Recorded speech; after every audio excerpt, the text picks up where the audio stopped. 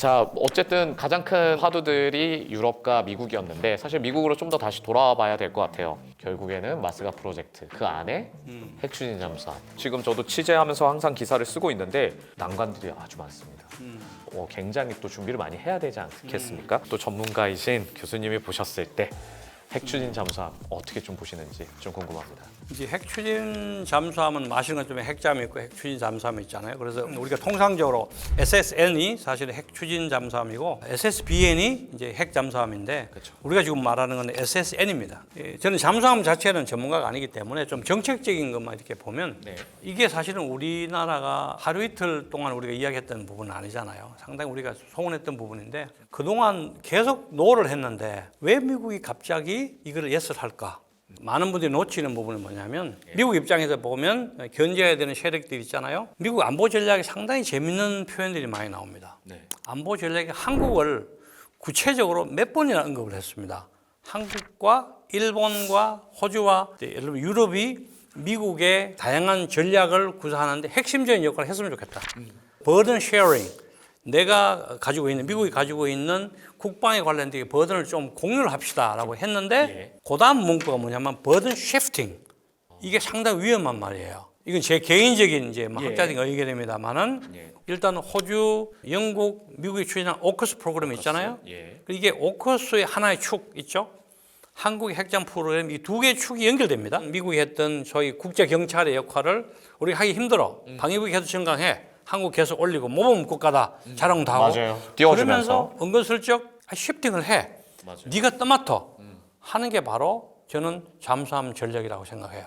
오커스 프로그램과 한국의 우리가 하겠다는 4대를 합치면 10대가 넘어요. 네. 미국의 우방이 가지고 있는 핵 추진 잠수함이 인도 퍼시픽에 10대가 돌아다니는 거예요. 그러니까 한국을 만약에 오커스 프로그램 붙이면 미국 입장에서는 그림이 좋아요.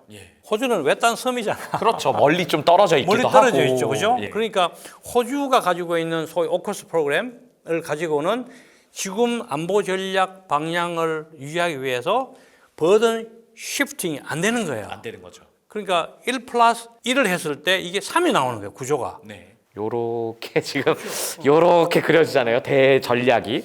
근데 이거의 한 축으로서 이제 한국이 어떻게 보면은 위상이 높아진 거이기도 하지만 우리가 부담해야 될 것들이 굉장히 많을 것 같습니다. 그럼에도 불구하고 어쨌든 우리는 시작을 하려고 하는 거지 않습니까? 어떤 난관들이 있을까요? 사실 우리 주변국들한테 이게 모든 사람한테 사실은 이익이 되는 거다. 북한을 견제하기 위한 그런 전략적인 무기라는 것을 계속 어필을 해서 주변국들하고 저는 상당히 밸런스를 맞추기 필요하고 그 향후 최소한 10년이나 걸려야 되는 것들이고 좀 구체적으로 보면 다양한 법률적인 이슈도 있고 또 의회 성향도 있고 갈 길이 너무 먼 거예요. 그래서 저는 이거를 전체 방향은 좋다. 우리 국가의 발전과 글로벌 국방 시장의 우리의 위상은 분명히 높아진다. 그렇지만 상당한 대가가 있을 것 같다. 소위 말해서 뭐 NTP 협정이나 우리가 이제 짚고 넘어가야 될 상황들이 너무 많아요. 두 번째는 실질적으로 이게 이제 발생이 될 때 미국이 원료 처리하는 기술을 우리한테 프로브를 해준다 하더라도 과연 어디에서 이걸 만들 것인가? 그렇죠. 건조를 어디서 할 것인가? 초기 예를 들면 뭐 우리 미국 이야기가 나왔지만 그거는 비현실적이다. 그거는 지금 미국에서 두 군데밖에 할 수 없는데 그 사람도 캐파가 차서 뭐 손을 못 대요. 그러니까 한국에서 만약에 건조를 한다고 생각했을 때 미국이 어떤 것을 우리한테 요구를 할 것인가? 그렇죠. 기술적으로.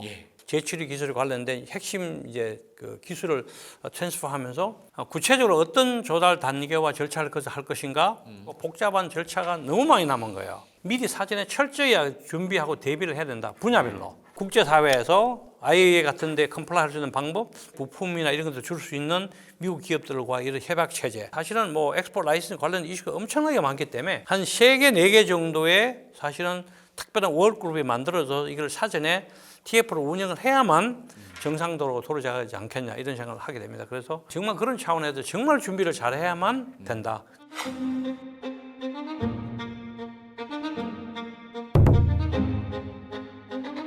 지금 이런 전문가가 거의 없기 때문에 저희도 굉장히 갈피를 못 잡고 있는 거는 사실이거든요. 아직 제안서도 사실 쓰는 게 버거운 사정이라고 들었어요. 현 상황에 대해서 어떻게 보시고 앞으로 이거를 좀 우리가 어떻게 좀 핵책을 해가야 될지 궁금합니다. 우리 이제 카시드 운영하고 있는 방산 수출관 DDP 과정에서 추구하는 바는 뭐냐면 한국 방위산업 수출의 지속 가능성을 어떻게 하면 개선할까? 답을 찾고자 그 과정을 만들어서 지금 이제 몇 년 동안 운영하고 있는데 저는 한 3가지 정도로 요약을 하고 싶어요. 첫 번째는 우리 방산 기업이 이게 방위 산업의 특징은 세계 무역 기구가 말하는 것처럼 자유무역 대상이 아니에요. 네.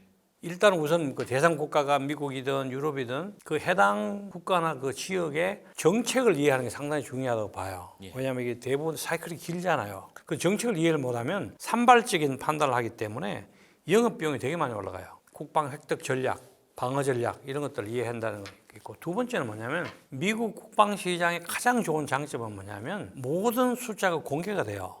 내가 만약에 볼트를 만드는 회사면 언제 어떤 부서가 누구로부터 얼마를 어떻게 구매했는지 다 나와요. 아, 비교를 할 수 있겠네요. 네, 전략을 짤 수 있는. DB가 구축이 돼요. 이 DB를 구축하면 시장의 확장성이 보여요. 내가 만드는 요 볼트가 누가 어디서 얼마를 구매했나. 그러면 구체적으로 내가 어떤 시장에 접근해야 되는지 소요를 측정할 수가 있죠. 세 번째는 뭐냐면 파트너십 구축을 해야 돼요. 저는 개인적으로 우리 한국 기업이 미국 방산 시장에 직접 혼자서 주계약자, 원청이 되는 거는 저는 좀 말리고 싶어요. 초기 단계에서는 미국 그 국방 조달 규정 D5에서 규정하는 소위 그 책임의 규정이 컴플라이 해야 되는 게 너무 많은 거예요. 그러니까 원청으로 있으면 훨씬 더 책임감이 책임은 커지니까요. 커지죠. 그래서 가장 좋은 방법은 제가 지금 미국의 그 정부 조달 협회에 제가 고문을 하고 있거든요. 한 700개 정도 기업들이 미국 기업들이 있는 거죠. 그래서 예를 들면 이런 미국 기업들은 자기들 딜레마는 뭐냐면 판매하고 또 계약을 확보할 수 있는 자격은 있는데 기술이 없어요. 테크놀로지가 없단 말이에요.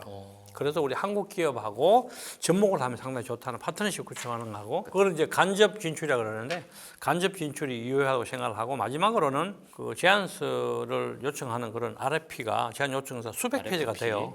그 당연히 미국 국방부는 다 영어로 돼 있죠. 그래서 이런 이제 제안 요청서를 읽는 방법이 있어요. 따로. 그런 것들을 사실은 이제 우리 한국 기업들이 교육을 많이 좀 받는 게 좋고, 우리가 알고 있는 대부분의 OECD 국가, 특히 유럽은 미국의 DIFA, 소위 미 국방 조달 규정과 다 비슷해요.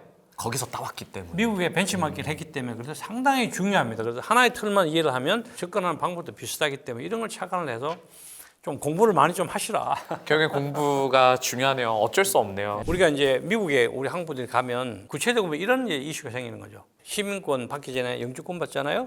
영주권 받고 몇 년이 지나면 시민권이 돼요. 그런데 미국에서 태어나지 않는 사람들이 소위 말해 개인 비밀 인가를 받는 게 정말 어려워요. 트럼프 1기 정부 때 제럴드 쿠셔너 있잖아요. 사위가 백악관 안보특별보좌관이었잖아요. 소위 말해서 1급 비밀을 가지고 있어야 되는 거죠. 1급 비밀을 가지고 있어야 모든 그런 아주 예민한 직무를 보는데, 그 쿠셔너가 1급 인정을 못 받았어요. 그때 상당히 언론에서 난리가 났었는데, 사위인데도. 대통령 그 사위인데도. 그러니까 아무리 대통령과 특별한 관계에 있어도 보안 등급을 매기는 차원에서는 어려운 거죠, 사실은. 근데 시민권자라도 소위 말해서 이제 귀화한 사람에 대한 잣대는 완전히 달라요. 미국에서 태어난 사람들을 우선적으로 받게 되고, 미국에 태어나지 않고 영주권을 가지고 있다 시민권 전환하신 분들은 시간이 되게 많이 걸려요. 예를 들면 뭐 2급 인정을 받으려고 그러면 기자님이 지난 10년 동안 만났던 모든 외국 사람들에 대한 이야기를 다 해야 돼요. 내가 어디서 누구를 만났는데, 그리고 사실은 그것도 실사를 해. 그것도 실사를 하고요. 그러니까 시간이 많이 걸리는 거예요. 이게 단순 무기 판매가 중요한 게 아니라 이 대전제 2026년 저희 방산을 더 지속 성장 가능하게 하기 위해서는 이런 진짜 꾸준한 연구, 그리고 진짜 산학연의 힘이 많이 좀 필요한 것 같아요. 그럼에도 불구하고 우리 교수님 보시기에 우리 좀 희망찬 부분들도 좀 얘기를 해야 될 것 같거든요. 결국엔 K방산 어떤 부분에 좀 주목하시나요? 물론 우리 사실은 너무 과대평가할 필요는 없지만 미국 시장에 그래서 우리 주눅들 필요가 없고, 사실은 우리가 얼마든지 이제 진출할 수 있는 그 플랫폼이 만들어졌기 때문에 지금부터는 좀 내재적인 실력을 쌓아야 될 것 같아요. 우리 방위 산업을 K방산이라 그러잖아요. 그래서 K방산이 K가 이제 모든 거에 다 K가 다 붙었어요. 근데 그게 소프트 파워거든요. 처음에 K-컬처, K-드라마, 이게 소프트 파워인데 방위 산업은 사실은 소프트웨어 기반은 아니에요. 물자잖아요. 그래서 사실은 지금 우리가 K방산을 물론 홍보하는 것도 좋지만 상당히 선별적으로 전략적인 시각을 가지고 하지 않으면 우리가 역풍을 맞을 수 있습니다. 그렇죠? 그 보세요. 벌써 작년에 유럽에서 견제를 하잖아요. 프랑스와 독일에서 벌써 한국이 왜 플랫폼을 유럽에 통으로 파냐. 그래서 벌써 EDI 생기고 세이프 생기고 점점 견제가 들어오잖아요. 네. 어떻게 보면 이 방위산업에 관련된 획득이나 조달의 모든 이런 수요는 전략과 맞물렸기 때문에 발주기관이 먼저 말을 하지 않으면 모든 게 임박으로 되는 게 맞죠. 아, 어떤 의미인지 알겠습니다. 그렇죠. 그러니까 이거는 저는 개인적인 의견뿐만 아니라 가끔은 미국에 있는 친구들이 그래요. 야, 한국은 K방산을 해서 홍보를 너무 과하게 하는 거 아니야? 예를 들면 뭐 유럽의 어떤 국가가 그 국가가 그렇게 말을 하지 않는데 어떤 특정한 국가가 우리 무기 체계를 구매하려 그런다. 네. 그런 뉴스가 툭 나오는 거예요. 그러면 그 나라 입장에서 상당히 당혹스럽죠. 왜냐하면 다 주변국이 있기 때문에 특히 중동 관련된 거는 어느 특정한 국가가 뭐 미사일 방어 체제를 한다 그러면 상대방이 봤을 때 쟤 왜 저러지? 그러면 우리가 뜻하지 않게 잘못된 프레임에 갇힐 수가 있는 거예요. 그래서 저는 특별히 부탁 드리고 싶은 게 저는 K방산이라는 말을 잘 안 써요. 그래서 차라리 KDS, Korean Defense System. 예. 차라리 KDS는 말을 쓰는 게 맞지 않을까? 일반화된 K-드라마, K-컬처를 묶어버리면 우리가 뭐 캐티언 같이 보는 것처럼 막 이 방위산업에 있는 분들도 한국에 막 밀려올 것 같은 그런 일반화가 되면 그게 우리 방위산업 지속화에 도움이 될까? 그래서 우리 뭐 언론이나 우리 뭐 산업체나 이런 것들도 이 방위산업의 특성을 충분히 이해를 해서 좀 선별적으로 또 미국 같은 경우는 근무율이 있어요. 그러니까 내가 만약에 방위사업 계약자면 발주처가 먼저 말하지 않는 한 해군에다가 뭘 할 것 같다. 뭐 MOU를 체결했다. 그러면 그날로 잘리는 거예요. 그거는 하면 안 되는 거거든요. 그래서 이런 거를 뭐 우리 기업들도 많이 신경을 쓰겠지만 이게 우리나라의 산업에 사실은 꽃을 피우는 근간이기 때문에 잘 보호를 해서 Korea Defense System, K방산보다도 그런 방향으로 가야만 우리나라가 사실은 자주권을 가지고 자주국방의 틀을 가지고 가면서도 또 한국 디펜스 시스템을 해외에 팔 수 있는 그런 기반이 생기지 않을까 그렇게 특별히 좀 부탁을 드리겠습니다. 이 사랑하는 마음으로 우려도 전해드렸고 저도 한편으로는 저도 제가 국방부에 있으면서 엠바고 관련된 것들을 이제 접하게 되면서 많이 바뀐 것 같아요. 사실 맞는 말씀이신 것 같아요. 이게 되게 어려운 과정들에 있습니다. 방위 산업이라는 거는 굉장히 쉬운 분야가 아니고, 근데 마치 이게 어떻게 보면 되게 강하게 됐던 것도 사실입니다. 저희도 좀 자성을 해야 될 부분들은 자성을 해야 될 것 같고요. 그래서 저희도 좋은 부분을 계속 빛을 좀 많이 이야기하고 어두운 부분은 얘기를 해서 빛으로 끌어낼 수 있는 그런 좀 역할을 많이 할 수 있게 많은 성원을 해주셨으면 감사하겠습니다. 자, 오늘 이렇게 많은 얘기를 나눠주셨는데요. 정말 감사드립니다. 네, 감사합니다. 수고하셨습니다. 감사합니다.